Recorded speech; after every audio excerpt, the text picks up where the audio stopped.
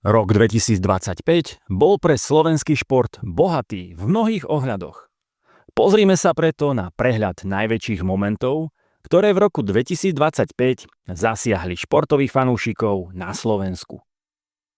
Začiatok roka patrí tradične hokejovým mladíkom. Naši juniori na svetovom šampionáte do 20 rokov opäť ukázali, že sa nikoho neboja a nakoniec z toho bolo celkové 6. miesto.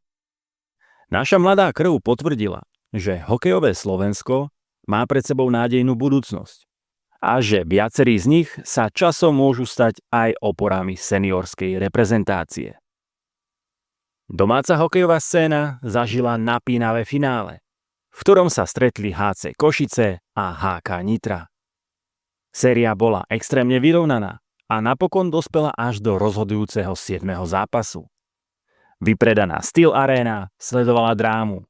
Domáce Košice najskôr v tretej tretine zmazali dvojgólové manko a následne v predĺžení rozhodol o titule Zlatý gól. Košice sa stali majstrami Slovenska už po 10. krát a potvrdili, že sú najúspešnejším tímom slovenskej extraligy. Ak niekto pochyboval o našej hokejovej mládeži, tak výber do 18 rokov mu musel zavrieť ústa. Na majstrovstvách sveta v Spojených štátoch amerických to Slováci dotiahli až do boja o medaily. Hoci nám bronz proti domácim Američanom unikol o vlások, 4. miesto je jasným signálom, že slovenský hokej patrí do elitnej spoločnosti.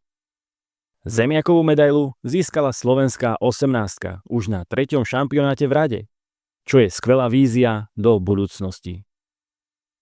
Po hokeji sa presúvame k futbalu a najskôr zamierime do Talianska. To totiž opäť ležalo pri nohách Slováka. Stanislav Lobotka sa stal motorom Neapola pri ich ďalšej ceste za titulom v sérii A. Jeho herná inteligencia a pokoj na lopte z neho urobili jedného z najlepších záložníkov planéty. Vyhrať Scudetto raz je sen. Vyhrať ho opakovane je nesmrteľnosť. V Nikej lige sa história výraznejšie nemenila. Slovan Bratislava opäť potvrdil svoju nadvládu a získal už 7. ligový titul v Rade. Dominancia belasých na slovenskej scéne pokračuje a Tehelné pole oslavovalo už 15. titul v samostatnej histórii Slovenska. Vráťme sa na chvíľu na ľad, pretože máj patril hokeju. Slovenská reprezentácia vycestovala na majstrovstvá sveta hokeji do Švédska a Dánska s dočasným trénerom Vladimírom Orságom. Ten nahradil zdravotne indisponovaného Craiga Ramseyho.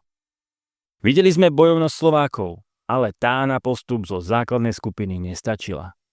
Konečné 11. miesto bolo najhorším umiestnením Slovenska od neslávneho šampionátu v roku 2017 pod vedením Zdena Cígera. Tréner Orság sa následne stal oficiálnym trénerom reprezentácie a má šancu ukázať, že dokáže mužstvo posunúť na vyššie priečky. Pomyselný športový vrchol na Slovensku prišiel hneď po hokejových majstrovstvách sveta. Slovensko hostilo európsku futbalovú elitu do 21 rokov. Naši mladíci v zápasoch proti gigantom ako Španielsko či Taliansko ukázali srdce a v oboch zápasoch neboli ďaleko od prekvapenia na úkor futbalových velikánov. Atmosféra v krajine pripomínala tie najväčšie turnaje sveta a Slovensko ako organizátor Eura zožalo obrovskú pochvalu. Aj MMA zažilo veľký vrchol a bol ním zápas, na ktorý čakalo celé Česko a Slovensko. Oktagon 72 ponúkol finále trilógie medzi Carlosom Vémolom a Attilom Végom. Zaplnený futbalový štadión v Prahe sledoval súboj dvoch legend, ktorý definitívne uzavrel jednu kapitolu domáceho MMA. Z víťazstva sa radoval Carlos Vémola, ale obaja bojovníci týmto zápasom ukončili svoju MMA kariéru. Leto prinieslo aj dva silné ženské príbehy. Najskôr to bol jeden nečakaný, keď Slovensko získalo wimbledonskú víťazku. Mladá Mia Pohánková ovládla juniorskú dvojhru na najslávnejšom tenisovom turnaji sveta. Jej meno obletelo planétu A Slovensko má novú tenisovú kráľovnu, ktorá na posvetnej tráve ukázala, že sny sa plnia, ak máte talent a pevnú vôľu. Svoju hrdinku majú na Slovensku aj bojové športy. Lucia Sabová vybojovala titul v MMA na Oktagone 74 a stala sa našou jedinou úradujúcou šampiónkou v tejto organizácii. Jej cesta od narodenia syna až späť na vrchol je inšpiráciou pre všetkých. Lucia ukázala, že v klietke nemá konkurenciu a jej vrchol ešte stále neprišiel. Leto bolo zaujímavé aj pre futbalových fanúšikov, keď prinieslo rekordné prestupové okno pre Slovensko. Dávid Hansko, Milan Škriňar či Dávid Strelec sa stali súčasťou miliónových transferov. Najmä prestup Davida Hanska do Atletika Madrid vzbudil veľké ohlasy a len potvrdil, že sa jedná o obrancu svetovej kvality. Moment absolútnej radosti priniesla pre fanúšikov aj atletika. Ema Zapletalová sa na majstrovstvách sveta v Tokiu predviedla vo veľkom štýle. V behu na 400 metrov prekážok vybojovala bronzovú medailu v novom slovenskom rekorde. Po rokoch zranení ukázala, že patrí medzi svetovú elitu a dostalo sa jej veľkej odmeny.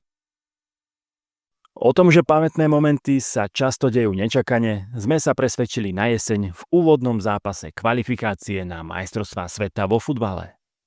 Víťazstvo nad Nemeckom v pomere 2:0 nebolo veľkou správou iba u nás. Tento výsledok letel do celého sveta. Gól Hanska, poistka Strelca a fantastický výkon celého tímu povzbudili slovenských fanúšikov, že boj o postup na šampionát by mohol byť úspešný. Skalpy gigantov sa nezískavajú každý deň, ale Slovensko ukázalo, že sa nikoho nemusí báť. Boli sme svedkami jedného z najväčších výsledkov v našej histórii. Jeseň patrila futbalu aj vďaka Slovanu Bratislava, ktorý opäť reprezentoval Slovensko v európskych pohároch. Zápasy proti silným tímom priniesli na tehelné pole emócie, ktoré sa nedajú kúpiť. Žiaľ, pôsobenie belasých nebolo tak vydarené, ako by si fanúšikovia prijali.